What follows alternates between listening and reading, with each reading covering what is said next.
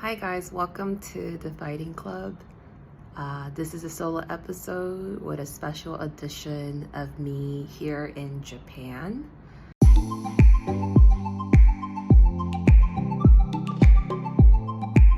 I am here for the first time visiting on a special trip.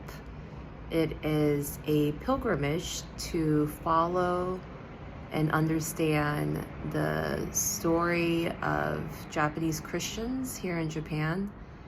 And it's an 8-day journey, and we started in Nagasaki, where the atomic bomb was dropped, and also where 26 Christians were martyred for their faith in the 1500s. Then we went to Hiroshima, where the atomic bomb was also dropped, as is more well known, and got to visit the Hiroshima Peace Museum and the park. Then to Osaka, where I had not known this, but there were a lot of air raids that led to the devastation of a lot of people, especially was pronounced on the youth of Japan. And went to Kyoto for the day to visit the two famous shrines there. And we just got to Tokyo today as the last couple of days of our pilgrimage. But just wanted to share that personally, it's really significant for me as a Korean American Christian that is actively engaged in justice work and community work, and I'm always trying to integrate my faith into the public square. And to be able to share this with my husband, who is Japanese American, and his family is from Hiroshima.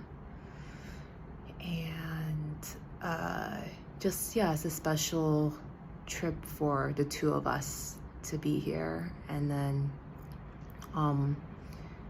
later this week we're gonna go to Korea, and it's my first time going with my husband. My husband's never been to South Korea, so excited to be in Seoul and visit my family and see some of my friends. But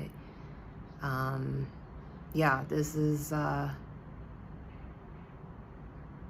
just hoping that during this time, even though it's been pretty physically intense and emotionally intense, learning about the history here in Japan, I am hoping that it would inform the way I move forward in my life, and also how my husband in our marriage we will. And the question we've been reflecting on right now is, how do we be peacemakers during war, during devastation, during the persecution of Christians, when there's a lot of fear and terror that can come about from government policies that are unjust. How do we operate and live as peacemakers, and what does that look like as we think about our own selves and our identities as Korean American and Japanese American living in the United States? What does it look like to be a peacemaker? How do we embody our life and operate in peace? And how do we draw the peace that comes from God, so that it's sustainable and not just from our own will and power? So, I really believe in the power of God and that he's a good father and shapes and guides our path forward, and helps us become peacemakers if we choose to be. It's an active choice to be one too.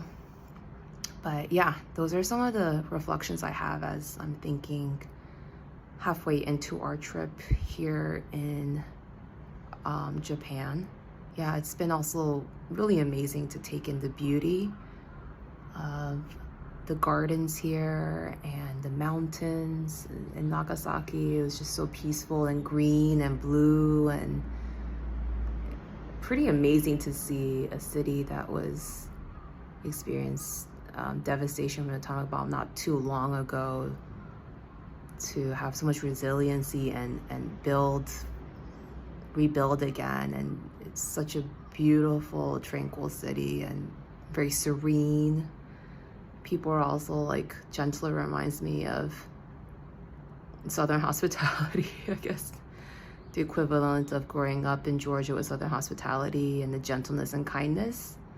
And I really appreciated that. But yeah, I'm excited for further reflections that'll come from the rest of our trip. But for now, I'm grateful to have the opportunity to be here with my husband and learn more and see more and have time to figure out internally how I want to move forward in the way that I live and operate in this world. So excited to share more. Also, just separately, this season has been such a joy to share with you all some of the, not all of the folks that are precious and dear to me in my life, but some of the precious folks that I have in my life that I'm just so grateful to have as good friends, and being able to share some of our fun stories and laughters and memories, and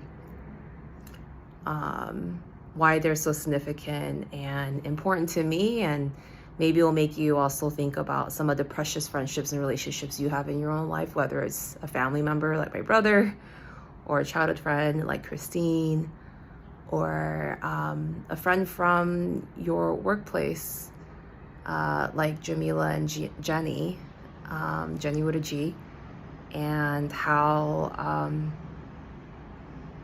it's such a gift to continue being able to have their friendship in my life. And yeah, think and reflect on the people that give you that kind of joy and life, and are a gift in your life too. And yeah, it's been so great to be able to share some of that world from my own with you.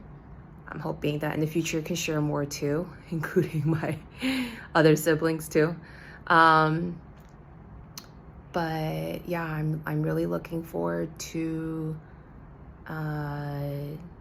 this final episode. We're gonna take a break next week, a hiatus, and be back for our season finale in Korea. It will be an episode recorded in Korea with my really good friends, Jessica Shim and David Yee. So get excited about the season finale in Seoul, Korea. It'll be a fun one. They are a lot of fun. So get excited for the ride. But thanks for just being part of this Fighting Club podcast community and family. Priska and I created this in order to encourage people to lean into their friendships and who they are, and to have the fighting energy. So fighting is like, let's do this. To be encouraged in the hard things that come up in life. And so I hope it gives you delight and some reprieve from the hard things that are happening around you or in you.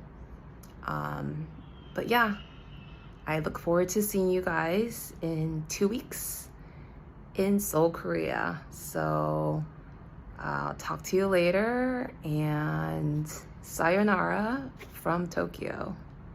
To all of our friends listening, 화이팅!